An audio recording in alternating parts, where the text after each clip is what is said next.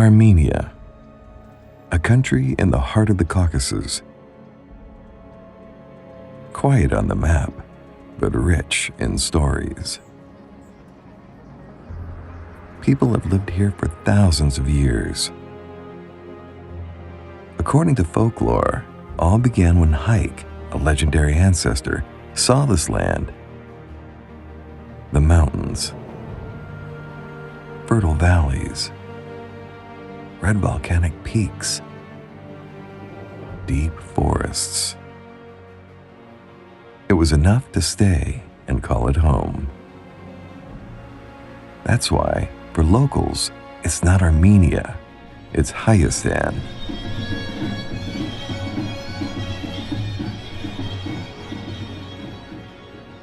Throughout history, this place has seen constant struggle, but also persistence and hope. Above all, its story is carried by people, by generations who kept creating, preserving, and reshaping the country one step at a time.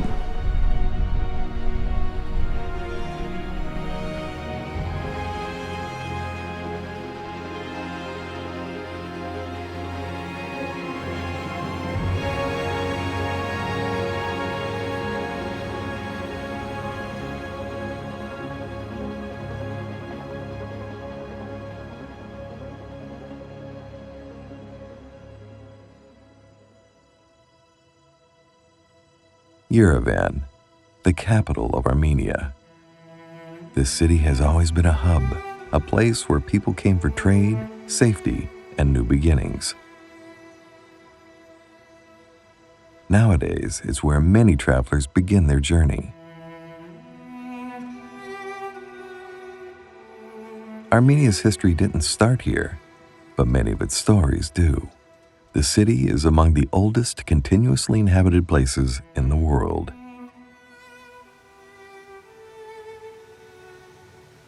It began as a fortress and grew slowly, layer by layer, shaped by centuries of rule, collapse, and rebuilding.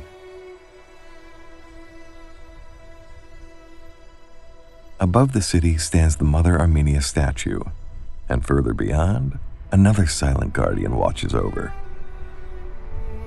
Mount Ararat.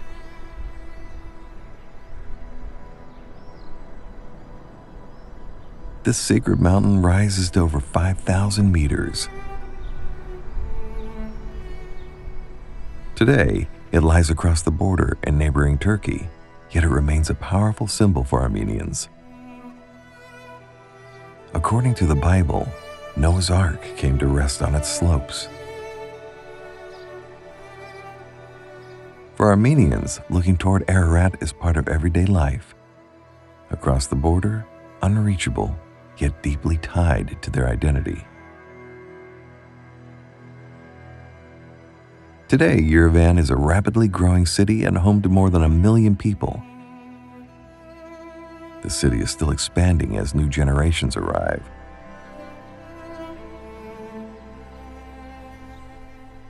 At its center stands the cascade, the symbol of the city. A massive stairway of stone, art, and concrete, frequently visited by both locals and travelers.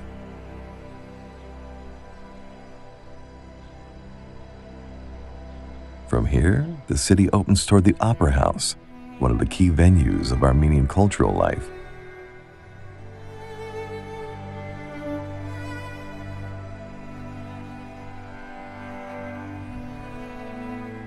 Yerevan is also shaped by faith. The Armenian Apostolic Church, one of the oldest Christian churches in the world, remains deeply present. Beneath its largest cathedral, everyday life goes on. A local skate park has become a favorite meeting point.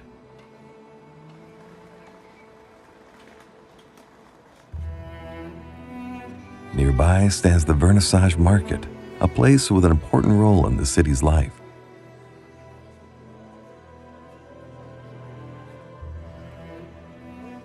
The market stretches across several streets, and local sellers offer many cultural items.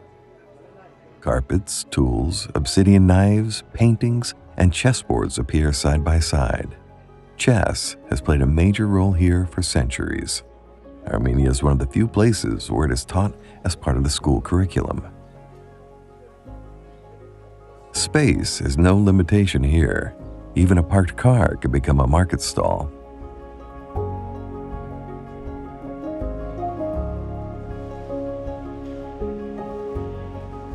Close by, other markets offer charuts, sweets, and dried fruit. And of course, lavash appears everywhere, the thin flatbread which is loved across whole Armenia. It is used at nearly every meal and forms the base of countless recipes. From lavash comes even more complex dishes, such as kurjian. Let's see how this delicacy is made.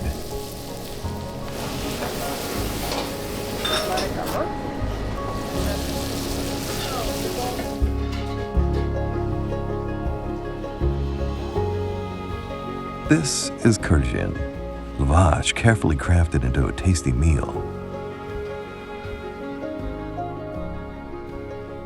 Speaking of food, Armenian fertile lands are home to many fruit trees. One fruit stands above the rest. The apricot, considered the national fruit of Armenia.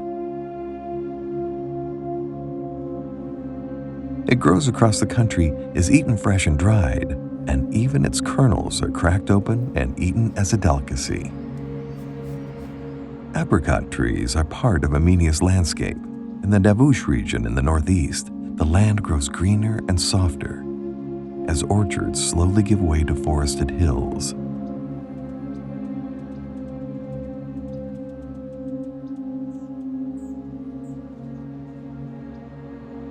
Davush sits within the Yerevan mountain range. Rising above the region is Mount Dimats, a sharp limestone mountain with steep ridges and pale stone faces.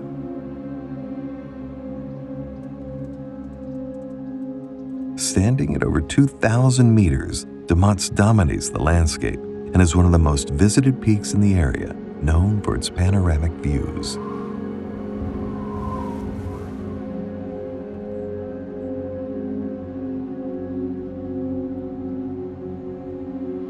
Nearby lies the Lore province, the northernmost of Armenia's 10 provinces.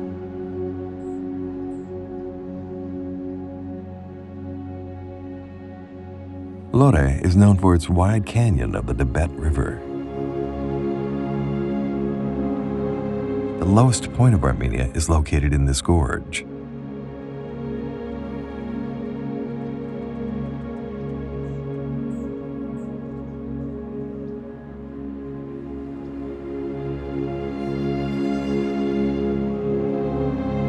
Today, its slopes are covered with forests, orchards, and plains, creating one of the most diverse natural landscapes in the region.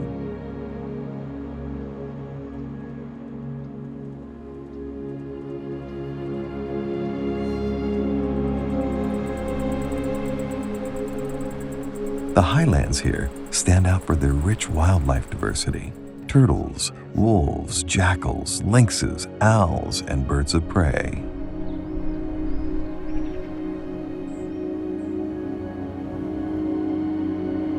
Across Armenia's relatively small territory, the landscape changes quickly. Limestone massives give way to volcanic highlands with typical conical peaks.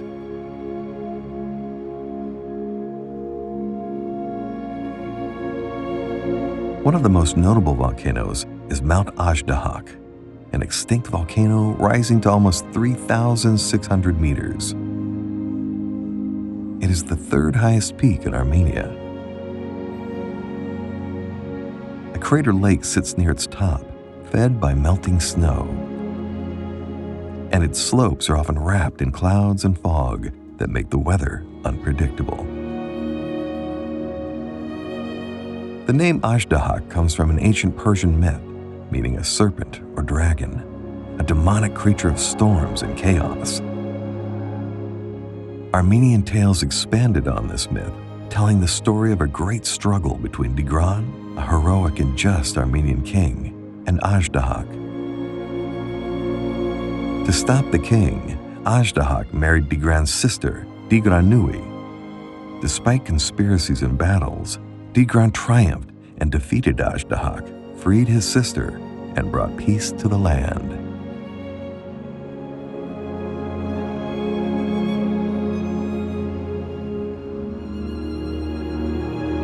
Armenia is dotted with many extinct volcanoes. Estimates suggest over 500, but none are active today. Their legacy remains in the dark stone left behind. Obsidian from Armenia's volcanic fields was worked into sharp blades and tools by ancient peoples long before written history.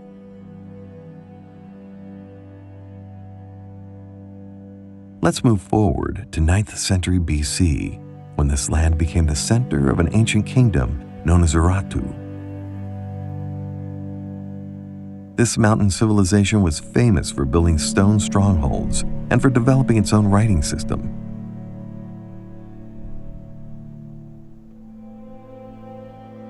Stories about gods and powerful kings were often recorded directly into the landscape through inscriptions.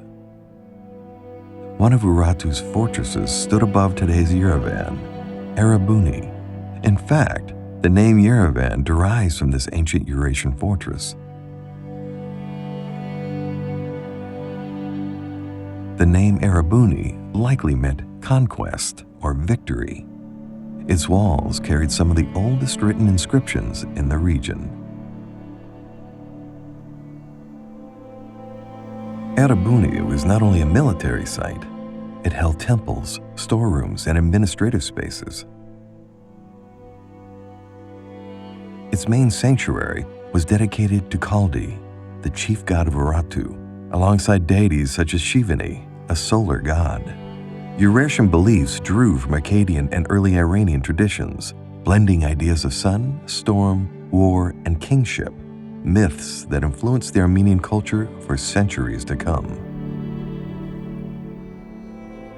East of Yerevan stands another reminder of Armenia's pre-Christian past, the Garni Temple, built in the 1st century AD.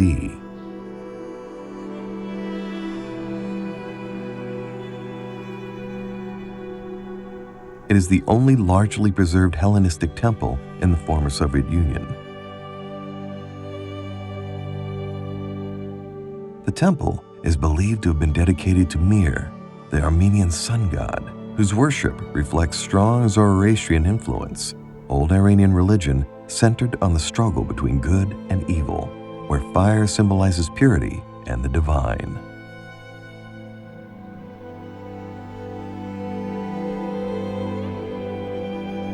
Set high above the Azad River Gorge, the temple overlooks the surrounding mountains.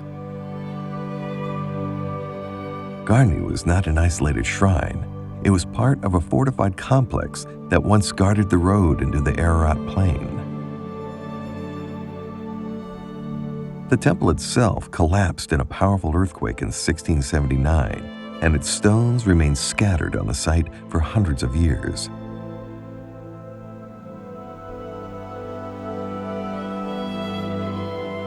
In the 20th century, it was carefully reconstructed using its original blocks, becoming a rare survivor of Armenia's pagan past.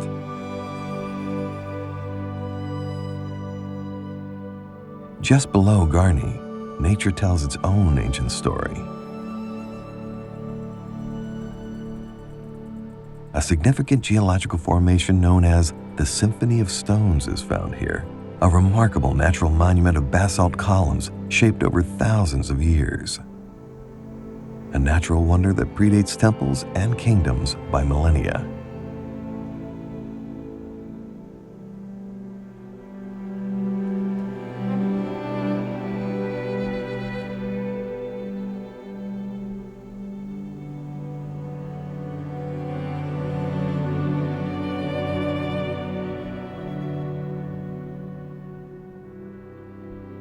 Let's get back to the tales of history.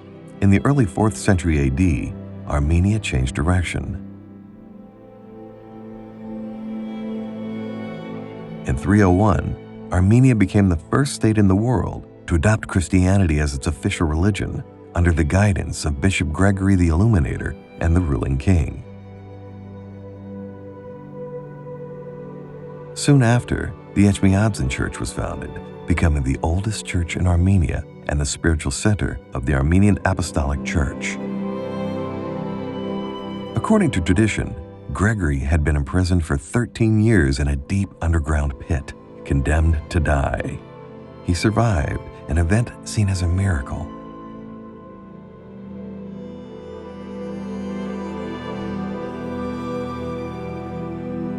Afterward, the king accepted Christianity, and Gregory was led by a vision to the site where Etchmiadzin now stands.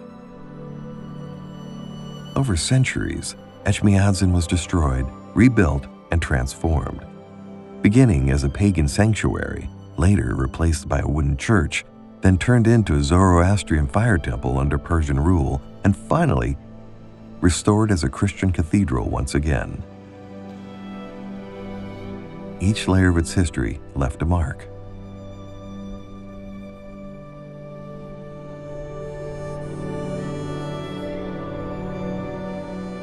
The rise of Christianity also shaped the culture of books and art.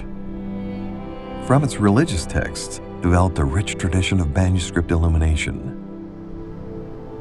Let's take a closer look at the manuscript technique. Հայկական մանրանկարչությունը սկսվել է այն ժամանակներից, երբ որ մեր գիրն է ստեղծվել, երբ որ սկսել են նկարել ավետարան, գրվել ավետարաններ, այդ միտքը առաջացել, որ նաև պատկերներով պետքա պատկերված լինի, դա մեր սկզբնաղբյուրն է, թե որտեղից է սկսել մանրանկարչությունը։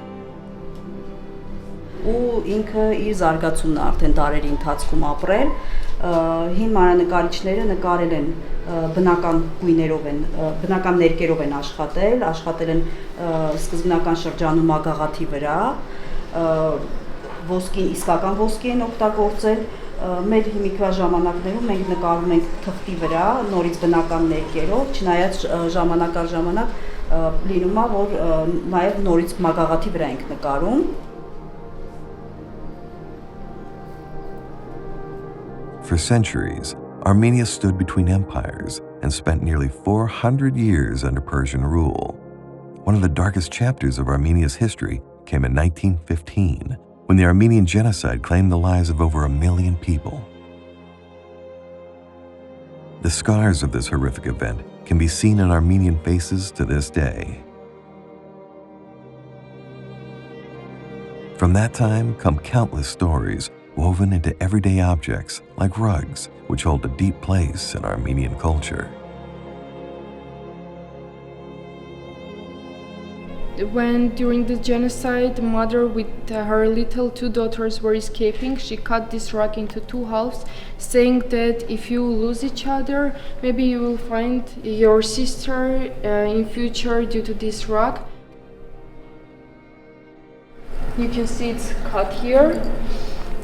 So after a few years, they were in their 16s, they found each other in New York in the church due to these same 2 halves of the rugs.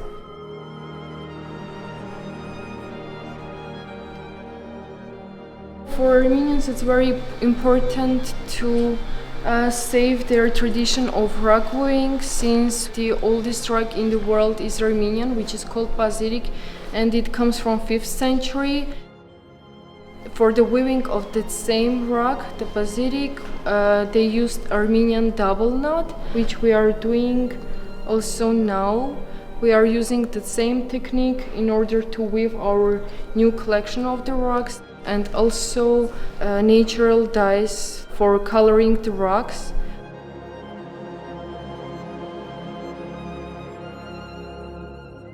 By mixing all these 6 colors that you see here, we get more than 600 shades.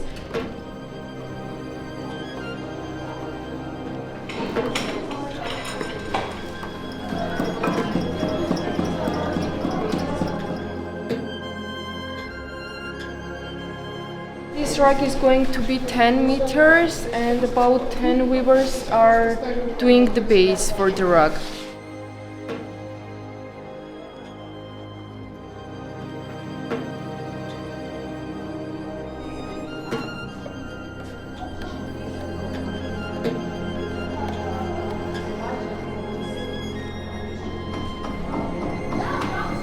year we are finalizing the products. We are shearing and brushing the rugs to get the extra wool from them.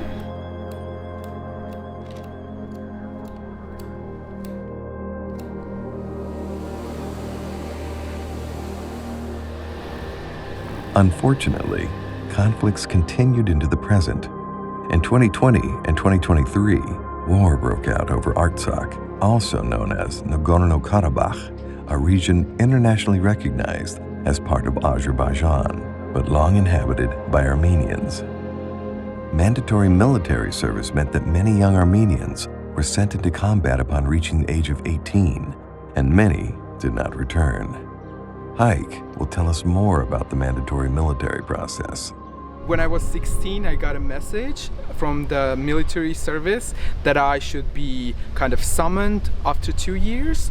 And this letter would cancel my visa and all my passport. And once I turned 18, the next summoning period, I was drafted to army. And usually when the soldiers are drafted to army, they have like 6 months or so to undergo the preparation when they are getting into all the details of how to serve. And once this 6 months are passed, you are going to become a real soldier. My experience was in Nagorno-Karabakh area, which is like the closest to the border of Azerbaijan, and there I served basically 2 years. When I was serving the last year, it was 2020, and we all know that the war started in 2020. In July, I should have been released from army because my contract was ended, and I was temporarily stopped from being released because of the emergency situation. Yeah, and what about 2023, the last war of Artsakh? That was really, really devastating for all the Armenians. And yeah, I have nothing much to say. It's still a sad topic to talk, basically, for almost all Armenians. But we wish that with this, at least we can get the peace that we were going to for a long time. During the last conflict, the Armenian population of Artsakh was placed under a months-long blockade, cut off from food, medicine, and basic supplies. Christine will describe what life was like during that time. Բլոկադին վաղտը գիտեմ չունի կմարդ կարող հասկանա ոչ թե ինչ համակմուկ անցկացա ու իրոք հասկանում չն ահավորա վեր դու գիտումս վեր 300 կիլոմետր այնան գունը 200 կիլոմետր այնան գունը մագազինը ամեն չավ լցված է իսկ դու էլեմենտար կարամ չսկինաս ապտեկից մի հատ տեմպալգին առես որպեսզի գլխի ցավը կտրվի ահավորա վեր արաոտ խոխանքին ամա դպրոց սոված ահավորա վեր դու օնիս տարեց բարիկամ դու օնիս ընտանիք ու դու կարմչես այդ ընտանիքին հետը վեշպեն անիս որտեվ ձև չունիս իմ ասավասի մեր ֆոնդի մասավասի վեր մուկ անընդհատ փորձանք աշխարհին ասինք բարձրաձայնիկ թե ինչա կատարվում թե որտեվ գազ իլալ չի լույս իլալ չի ուտելիք իլալ չի ահավոր ցորտալալ թե դպրոցները թե մանկապարտեզները թե տներում то есть մաման գիտում չի ինչ անե պահետանը խոխին կարել չի ցորտա ուտելի պեն չկա ղարկե սադիկ խոխին սադիկումն էլ չկա ուտելիպեն ու սադիկումն էլ ացորտ քինավեջ գործի հունց չքինա գործի պա երկու կապեկ աստանում լավ երկու կապեկ ստանում բայց ինչ առն է այդ երկու կապեկա ոտ անհնարեն էր ես կարիմ ցես առաջարկիմ ուղակի եթե ժամանակ ունիք մտեք խումբը ինձ պետքա էսինչ պեն վերևեր ստեղծվալա բլոկադին վախտը ու այդ խումբումը ամեն մարդ գիրելի սալալ ես ունիմ մի հատ զգուշոնկա բայց ինձ պետքա մի կիլո պեսոկ ես ունիմ մի հատ զուբնոյ պաստա բայց ինձ պետքա մի պատար ծետ ինձ ունիմ մի պատար ծետ բայց ինձ պետքա ալյուր то есть փողը որպես փող ոչ մին հարկավեր չլալ ամբողջ աշխարհի աչքի դեմ 20000 արցախցի 23 թվականին ու 60000 արցախցի 20 թվականին մնացան առանց վեշին պեն առանց վեշին բեն։ Ես մի հատ դրվագ պրոստը պատմի, վերին ստեղ զանգընտվալ ասան օզում ենք ձեր կորուստը գնահատինք, կարիք թվարկիկ, ես նրանց հարցում տվալ ինչ նկատի ունիք կորուստ։ Եթե դուք մտածում եք վեր ես պիտի ասեմ ես թողալ մի հատ ստիրալնի մաշինկա կամ երկու հատ փիչ կամ ես իմ մի հատ կվարտիրա, մի հատ բիզնես, դուք շատ սխալվում եք։ Ես ձեզ ասեմ ինչում ես թողալ ու փորձեցիք դուք գնահատեցիք։ Ինչքան դուք գնահատիք, ես ձեզ հետ համաձայնվելվում ու ես կսամ թվարկելը։ Այն հնարավորությունը վեր ես իմ տանսում արտնանալիսել, վեր 20 տարի ես պայքարան որպեսզի ինձ այդ տոնը ինի։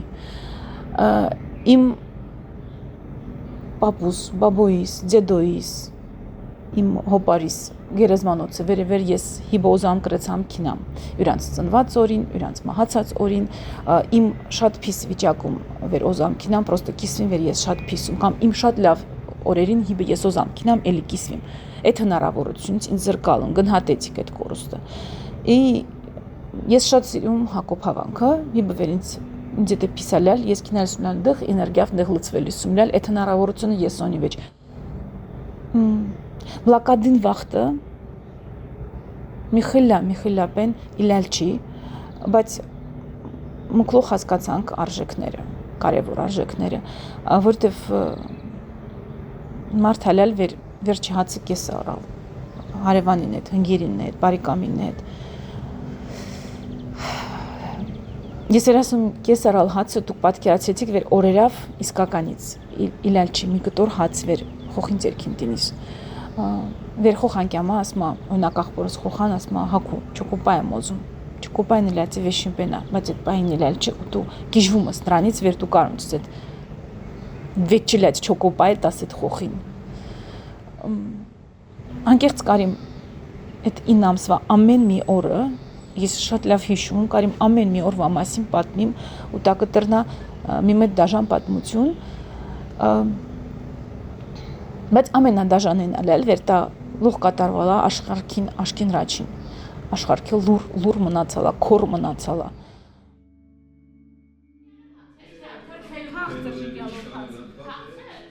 After displacement, people from Artsakh continued to carry the knowledge and traditions, including food such as zhengalov hots, a flatbread filled with 17 kinds of herbs. Ու ամեն մաստեր կլասի վաղտ, ինի դա թթխմորավ հաց, ինի դա փախլավա, ինի դա գաթա, ինի դա ժինգալով հաց, ես պատմում ավանդույթների մասին։ Թե հունցած նվալ այդ ավանդույթը միասին սարքելին, միավորում այդ ցանկացած ուտելիքը սարքելը, ինչ արմատները շտղից հակյամ, որովհետև շատ կարևոր է հիշենք մեր արմատների մասին ու փորձենք այդ արմատների մասին աշխարհին պատմենք։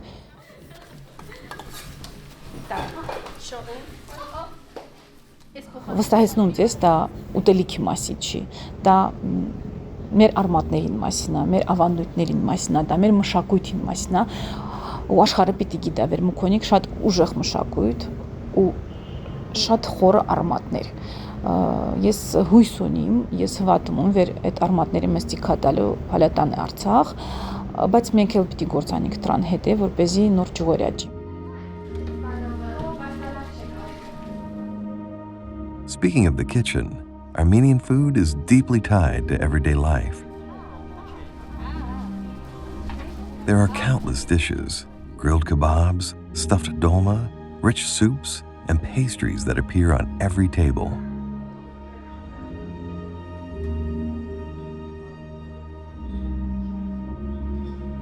One of the most iconic meals is kapama, a pumpkin dish prepared in two main ways.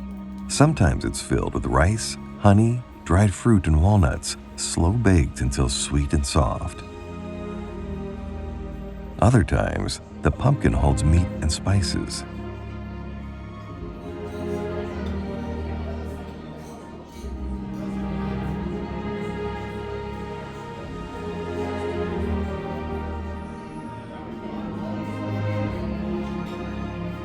There's also khash, a thick soup made from cow or sheep hooves.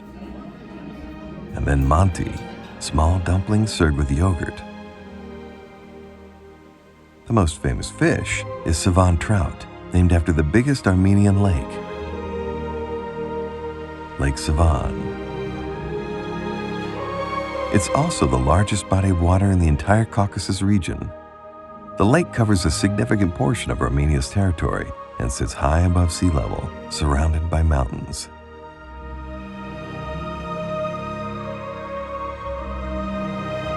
To Armenians, Lake Sevan holds special meaning and is often called the jewel of the country.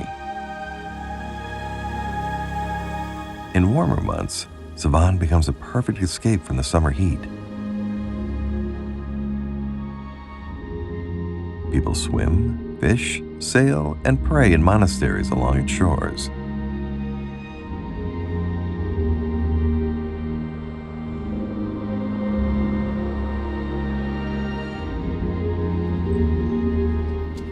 Armenians like to eat as well as dance, and where there's good food, there's also dancing and singing.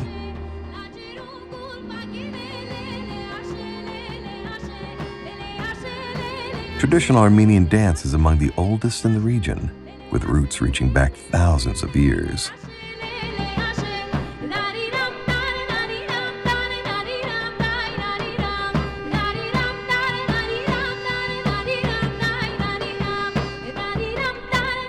Rock carvings in the Armenian highlands show groups dancing together as early as the 5th millennium BC.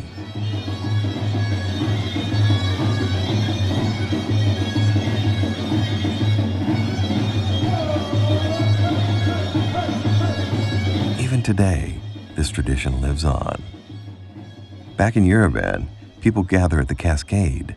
On the last Friday of every month, music plays and strangers dance side by side.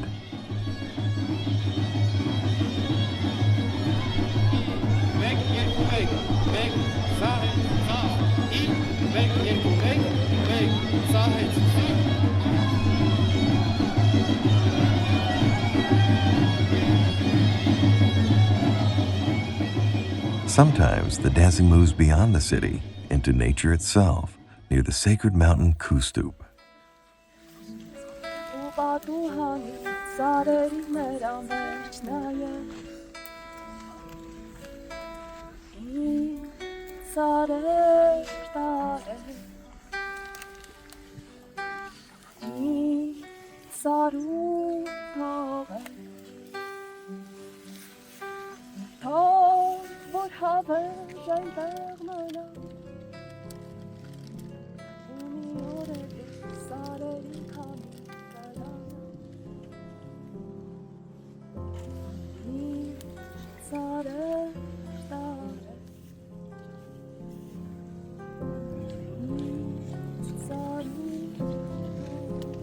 Mount Khustup rises quietly over 3,000 meters in the south of Armenia. According to researchers, Khutu comes from the Old Hurrian language and means prayer. Since ancient times, the mountain has been associated with prayers and pilgrimage.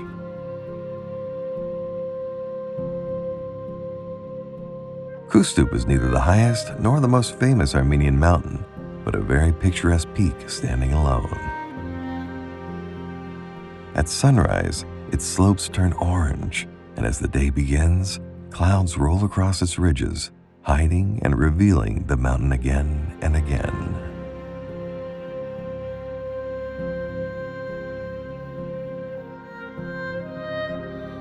Further north stands Mount Aragats, the highest mountain in Armenia.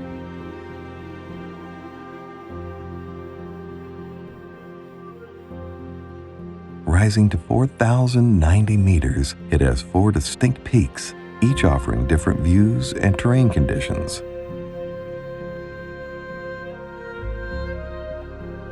Between its slopes lie high-altitude lakes, such as Lake Kari and Lake Rapi, reflecting the sky and changing colors with the weather.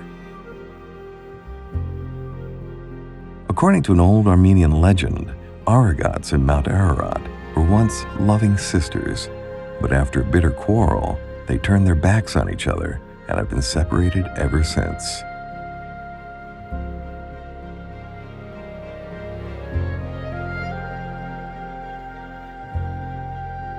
Several small settlements sit directly beneath Aragats, where cold winds and long winters shape everyday life.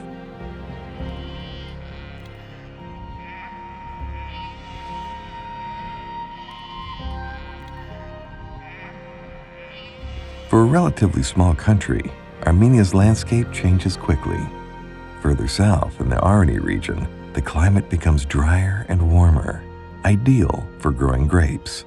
Here lies one of the country's most important wine regions, where winemaking has deep roots. This is Arteni Winery. It was founded in 1994 by Simonia's family. Here we produce wines from two types of grapes, Arteni, which is endemic. It's grown only in this area, especially in this village. And the second grape, Voznak, which grows also in other regions of Armenia.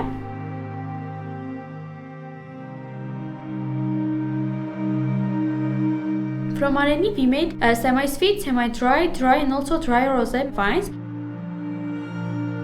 From Voznak, only dry white wine. We also produce fruity wines from pomegranate, cherry, blackberry, raspberry, queen, and peach. And besides that, strong alcohols like fruity vodkas and brandy cognac from apricot.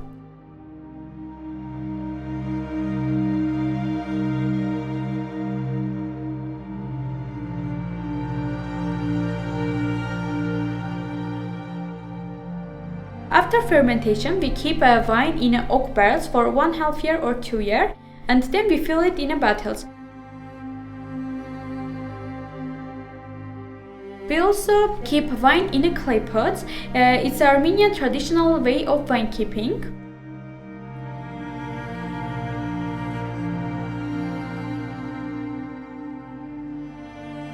So, the half of the clay pots is underground, which keep wine cold. The temperature should be from 13 to 15. We put bottles horizontally because the cork should get completely wet and the oxygen shouldn't go inside there. And also we don't clean it because wine loves darkness and the light shouldn't be inside the bottle.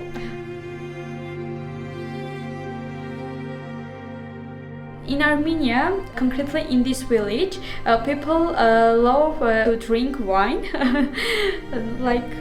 and brandy.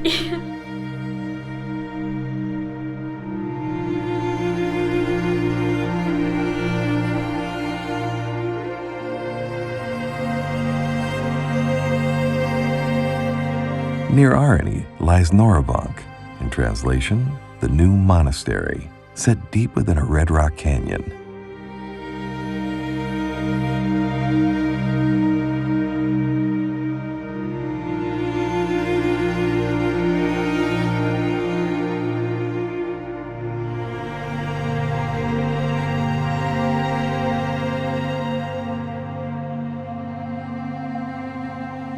The monastery rises directly from the stone. This dramatic setting shows yet another face of Armenia, in sharp contrast to the snowy peaks and dark green forests of the north.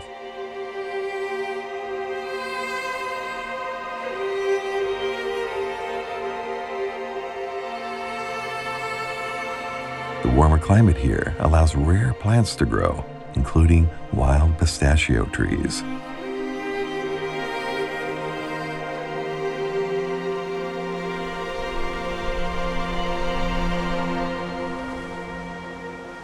Walking through Noravank, it's impossible not to notice the carved stone crosses, Khachkars. Each one is cut from local volcanic stone called tuff. These stones are engraved with a cross, surrounded by geometric, floral, and symbolic patterns.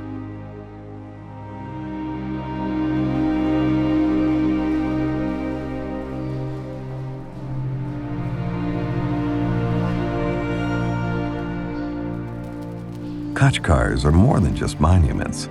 They serve as places of prayer, remembrance, and connection to the divine. More than 50,000 Khachkars exist across Armenia, and no two are the same. This tradition is recognized by UNESCO as part of the world's cultural heritage. Let's see how a Khachkar is made. This street, for you is street. For me, it is yard because I was born here, I growing here, and also my father worked here, and I copied my father. And this is the beginning of my story. I don't choose this life. The life chose me to be Khachkar maker. Khachkar is Armenian word, one word but two roots. Khach, it means cross, and kar, stone. So cross stone, Khachkar. Khachkar have his own rules. Cross in the center, under it, this round thing, it is symbolizing earth.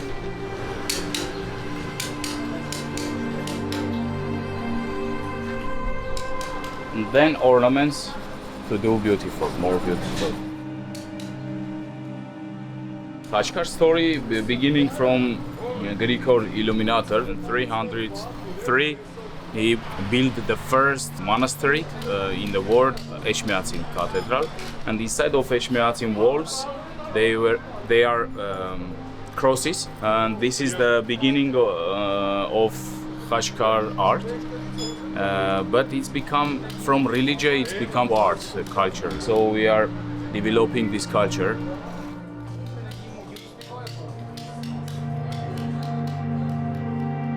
Before Christianity, we had very long time our ideology, Armenian ideology. When Christianity came to Armenia, all things destroyed, burned. So now it's danger to not keep this tradition, you know. So for me, this is 1,700 years old culture, and this is also dying, this culture, because machines, because of new techniques, and we are keeping this tradition to have culture. It's admirable that a single Khachkar can be crafted for over half a year. Tuff, the same volcanic stone used for Khachkars, also shapes Armenia's architecture. In Yerevan, it gives buildings their soft pink and warm tones, making the city feel open and welcoming. Elsewhere in the country, tuff appears darker, even in gray shades. In a seismically active region, the regulations for any construction are strict. Armenian architecture evolved to endure earthquakes, and tuff became one of its key materials.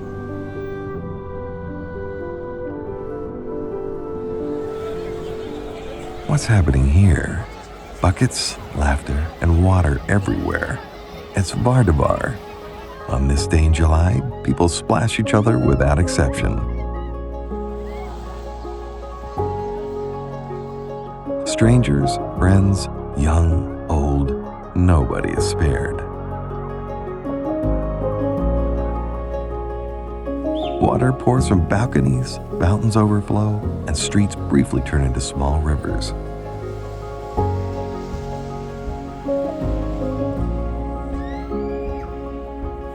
Large crowds gather near water sources, especially at the Republic Square.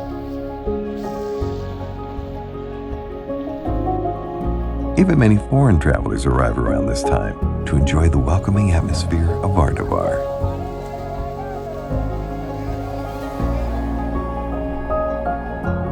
Vardavar is one of Armenia's most joyful celebrations, with roots reaching back to pagan times.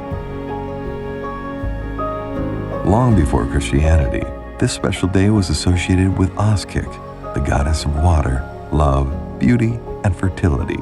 People offered her roses, Vard in Armenian, which gave the festival its name.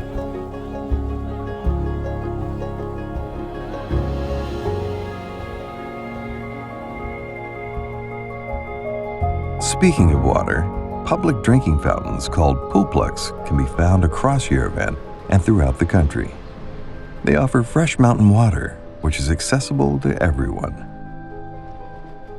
A simple but essential part of daily life for locals, travelers, and even dogs.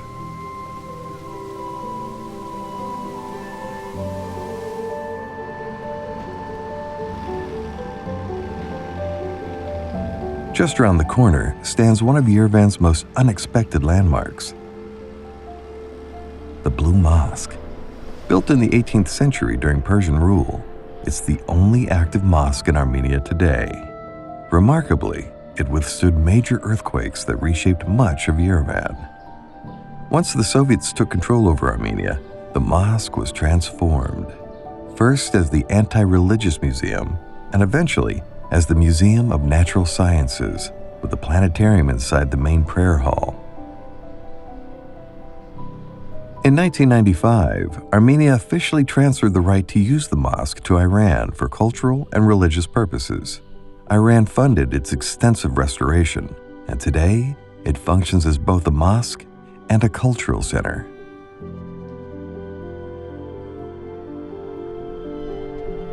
Armenia is often seen as ethnically homogeneous, but it is home to other communities as well.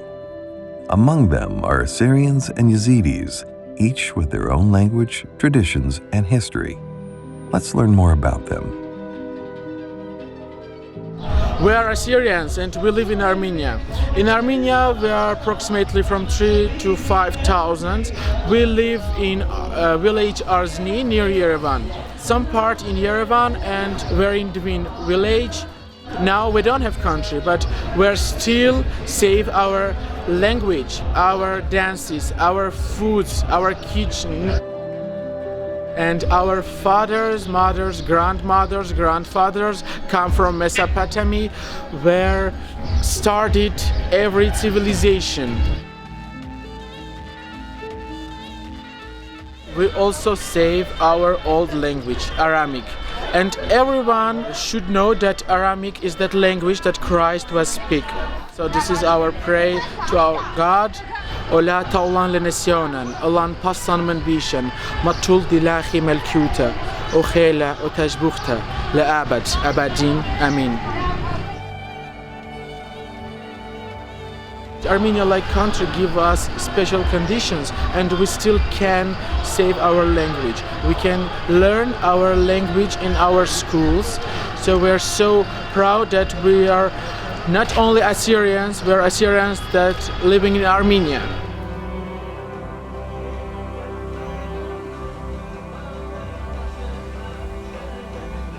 We are one of ancient peoples of Middle East that thousands of years Yezidis have been subjected to the genocide, unfortunately. For our belief, for our ethnicity, for our culture, we face many discrimination, violence, etc. Our ancestors give their life for our belief, for our traditions, and now we have a duty to protect, to give the other generations. Now in Armenia, the population of Yezidis is 31,308. In Armenia, the Yezidis don't have any discrimination already. Here, we are in safety. The Armenian people really like hug us. And Yezidis, for that, they are giving their life for the protection of Armenia. And Yezidis have their own temples in Armenia. In all over the world, only in Armenia, the Yazidi children in the school programs, they learning their mother tongue. The language is one of main instruments to save your community, to save your culture, your identity. We are the people of one God, and we believe to the one God, and God is one, but the doors are thousands. Like every people have his way to the God. And also we believe to the 7 archangels. And the head of the 7 archangels is Malak Taos. He is the right hand of the God, like if translate to English, sometimes using peacock angel. But in reality, we cannot say what form he has, because no one, also the angels, don't see him. And Yezidis divided by 3 groups. It's not caste, because when we say caste system, is the like in India is the hierarchic, but in Yezidis it's not hierarchic. It's the sin, marriage between these groups. Everyone need to marry with representative of his group. Yezidis believe of the reincarnation.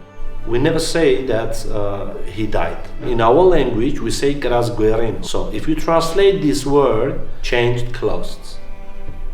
He changed clothes. The Yezidis every time pray for the other peoples, for the world, then for themselves. Because in our prayer we say, God, please give the peace and save all the humanity, all the peoples, then give it to us. So this is a good prayers, many prayers we have that really symbolize who we are in reality, who are Yezidis. In our religion, the devil doesn't exist. We believe that only God is one and He is kind. The evil is human, inside of human. We have two sides. Evil and the kind is inside of us. We are killing each other, we're doing bad things. Also, we are doing construction, we are helping each other, we are supporting each other, we are doing the real human things. So everything is under our hand.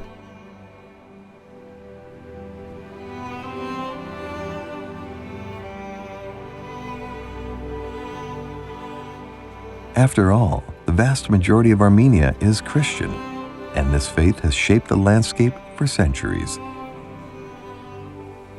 Nowhere is this more visible than the Lori region, a mountainous area in the north of Armenia known for its dense forests, deep gorges, and an extraordinary concentration of monasteries.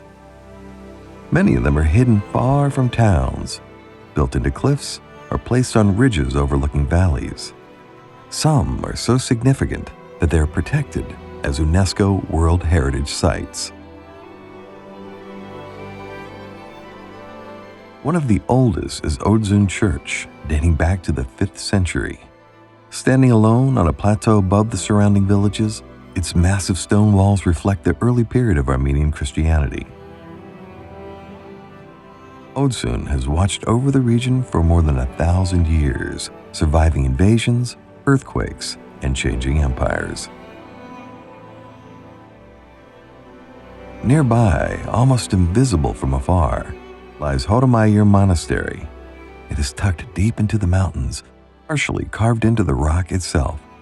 Reaching it requires effort, and that isolation was intentional to focus on praying without any distraction.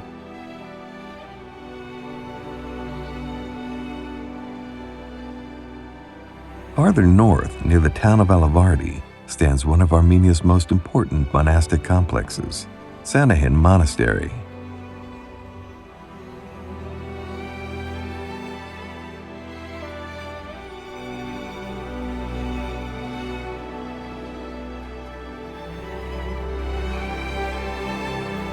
Across the valley lies Hakhbat Monastery, founded in the 10th century.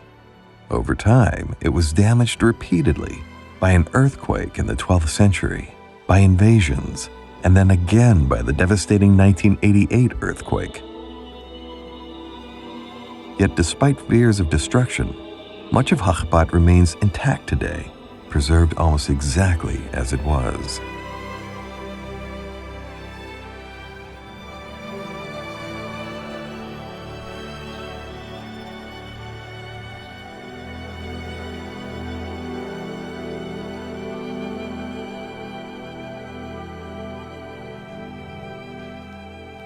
Not far away is Akhtala, both a monastery and a fortress.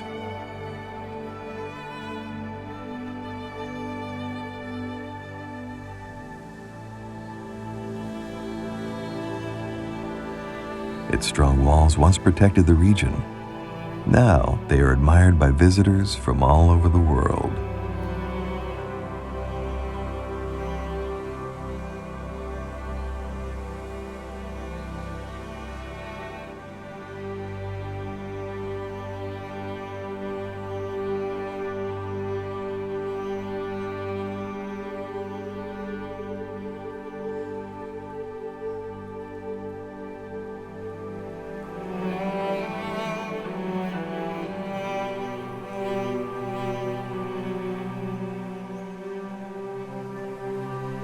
The Lore region has many faces. One of them is industrial. The surrounding hills are rich in copper. Its minerals color local streams with a striking turquoise hue.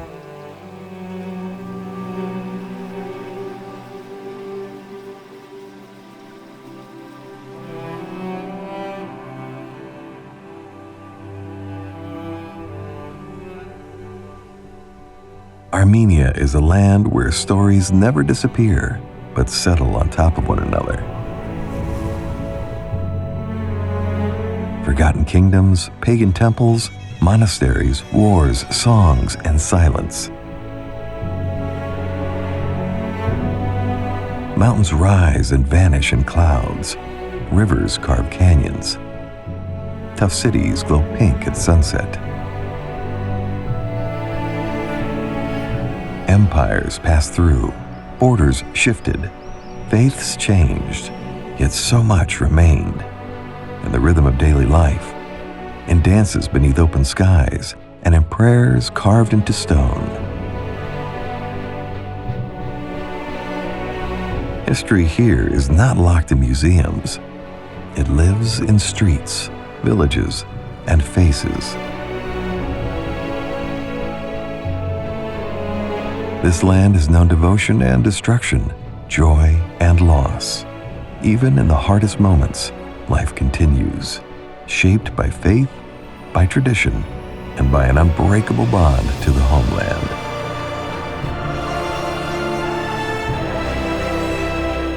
But most importantly, its story is carried by people, by generations who kept creating, preserving, and reshaping the land one step at a time, until Armenia became what it is today.